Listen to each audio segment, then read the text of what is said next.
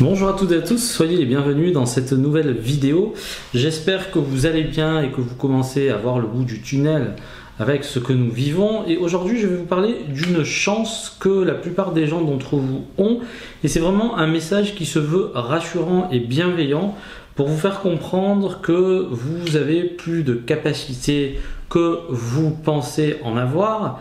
Et vraiment, si je fais cette vidéo, c'est pour vous sensibiliser sur quelque chose que j'aurais aimé qu'on me dise il y a quelques années en arrière et qui peut vraiment vous aider à mieux réussir. Et cette chose-là s'appelle la naïveté, la candeur, le manque de connaissances utiles. Et pour le coup, eh bien, je vais vous expliquer en quoi cela consiste. Tout simplement, moi, à titre perso, plus j'en sais, plus je me rends compte que parfois cela engendre chez moi des blocages pour avancer rapidement. Pourquoi? Tout simplement parce que maintenant, je prends du recul et je me rends compte que parfois je suis beaucoup trop dans l'analyse et cela peut être fortement pénalisant pour moi. Pas plus tard qu'hier, j'avais une discussion avec un ami et en fait, je commençais à me rendre compte que beaucoup de choses dans ce que je voulais faire existaient et pour le coup ça m'a complètement perturbé l'esprit et ça m'a empêché d'avancer. Donc après, heureusement que j'avais discuté avec un ami là-dessus et en fait je me suis repris et pour le coup eh bien, je continue à travailler sur ce projet alors que en fait eh bien, je me suis laissé aventurer à tout vouloir examiner, tout vouloir comprendre et au final eh bien, je me rends compte que si vous faites cela, eh bien, ça va créer chez vous des blocages qui vont vous empêcher d'avancer. Et la chance que vous avez,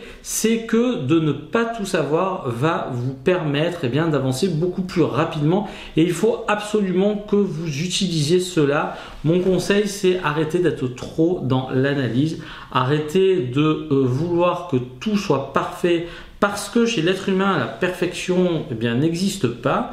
Les gens qui la cherchent constamment se rendront compte que tôt ou tard, l'être humain est perfectible et ce que vous voulez faire ne sera jamais fini. Et même si, par exemple, tiens, je prends un produit Apple, mon ordinateur portable qui est pourtant un MacBook Pro là, que j'avais payé assez cher, pour le coup, qu'est-ce qui se passe maintenant? La dernière fois, je le posais sur ma table et il était complètement gondolé. Donc, vu que c'était une table en bois, j'avais l'impression que c'était la table qui était tordue, mais je l'ai posée sur quelque chose de beaucoup plus linéaire et je me suis rendu compte qu'il était boursouflé. Pourquoi? Tout simplement parce qu'apparemment, en ayant effectué des recherches, une petite poussière suffirait à s'intégrer eh bien, dans la batterie et commencerait à faire gonfler l'ordinateur et en dessous, eh bien, celui-ci commence à être légèrement bombé et normalement, de nos jours, Apple, je pense qu'ils ont suffisamment de moyens pour bien faire les choses, sauf que là, c'est malgré le fait que vous ne soyez pas Apple, mais tout cela pour vous dire que eh bien, rien n'est définitivement parfait et vraiment la grosse chance que vous avez, et moi je le vois quand j'étais plus jeune, c'est que la prise de risque était beaucoup plus simple parce que je me posais beaucoup moins de questions. Et donc si vous avez vraiment à cœur de vous lancer dans cette activité et que vous avez trouvé un produit ou des produits ou une niche qui semble vous intéresser et que vous avez fait une petite, je dis bien retenez cela, une petite veille, cela doit être suffisant pour vous permettre de vous lancer. Et vraiment retenez ceci, je vais vous donner un autre exemple. Regardez Stripe, je ne sais pas si vous utilisez les réseaux sociaux ou alors si vous utilisez, moi par exemple, j'ai une application que j'utilise, Flipboard, qui est en fait un curateur de news. Et lorsque je regardais ça, je tombais sur un article sur Stripe. Tout le monde connaît Stripe aujourd'hui, il propose des solutions de paiement sécurisé. Et bien Stripe est arrivé assez tardivement dans le domaine du paiement en ligne et aujourd'hui, après une première valorisation à 36 milliards de dollars, ils ont fait une nouvelle levée de fonds et aujourd'hui Stripe est valorisé à 70 milliards de dollars. Qu'est-ce que ça veut dire? Ça veut dire que n'importe qui, dans n'importe quel domaine, peut faire son trou et c'est une excellente nouvelle. Par contre, les personnes qui sont constamment dans la recherche d'informations, de compréhension, dans leur quête du moment parfait, vous prenez de gros risques en faisant cela.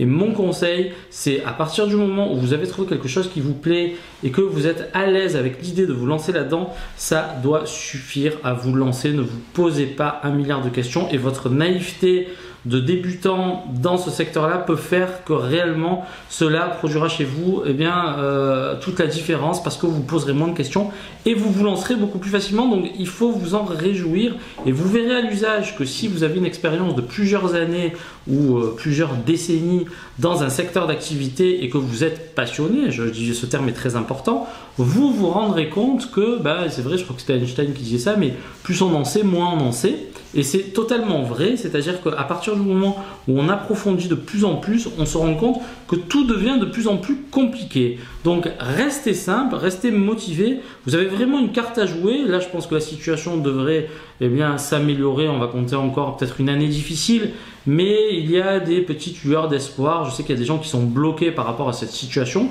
c'est encore un blocage mental et psychologique. Je vois autour de moi, je connais pas mal de personnes qui octroient des gros crédits pour des boîtes et en fait l'activité bat son plein malgré tout ce qu'on tout ce qu'on peut entendre ici et là. Donc ne vous laissez pas noyer par le climat anxiogène en ces temps, hein. Je pense que c'est ce qui fait vendre un peu, ce qui fait marcher la presse. Donc moi perso, je n'écoute pas trop tout ce qu'on peut entendre. Par contre, c'est vrai qu'on entend ici et là des personnes qui ont eu de gros problèmes face au coronavirus et même parfois qui sont décédées, et c'est un vrai problème. Mais à côté de ça, vous ne devez pas pour autant vous laisser diriger vers quelque chose qui serait néfaste pour vous et vos entreprises. Donc moi, vraiment, je vous adresse un message d'optimisme. Et j'ai envie de vous dire que là où j'ai pris beaucoup de risques, c'est quand je me posais pas trop de questions. Et quand je me pose trop de questions, je me rends compte que je rentre toujours dans ce schéma-là. Et vous devez sûrement vous en rendre compte. Je pense notamment aux personnes qui voient que tout existe sur Amazon. Mais réjouissez-vous qu'il y a une demande suffisante pour beaucoup de choses. Parce que si vous savez bien faire les choses, vous avez réellement une carte à jouer. Moi personnellement, je préfère qu'il y ait quelque chose d'existant, ça veut dire qu'il y a une demande, plutôt qu'il n'y ait rien et que vous soyez le premier arrivé, sauf que vous, tôt ou tard, vous allez vous rendre compte que finalement, il n'y avait pas de réelle demande et vous avez perdu votre temps et votre argent. Voilà ce que je voulais vous dire dans cette vidéo, et je termine avec une magnifique citation qui va vraiment vous faire comprendre ce que je suis en train de vous dire et qui pourra vous questionner. Et cette citation est vraiment très importante et prenez du recul là-dessus.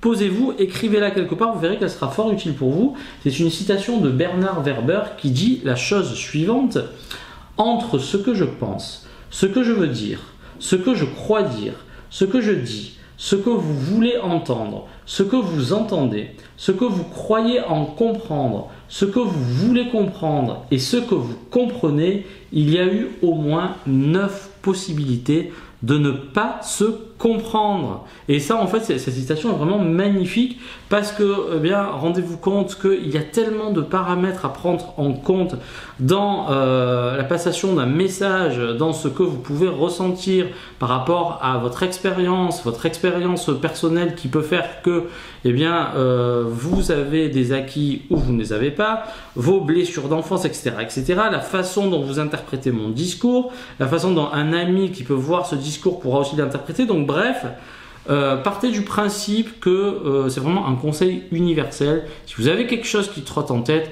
faites-le. Et c'est vraiment ce qu'il faut retenir. Merci beaucoup pour votre attention et à très bientôt pour une nouvelle vidéo. Tchuss!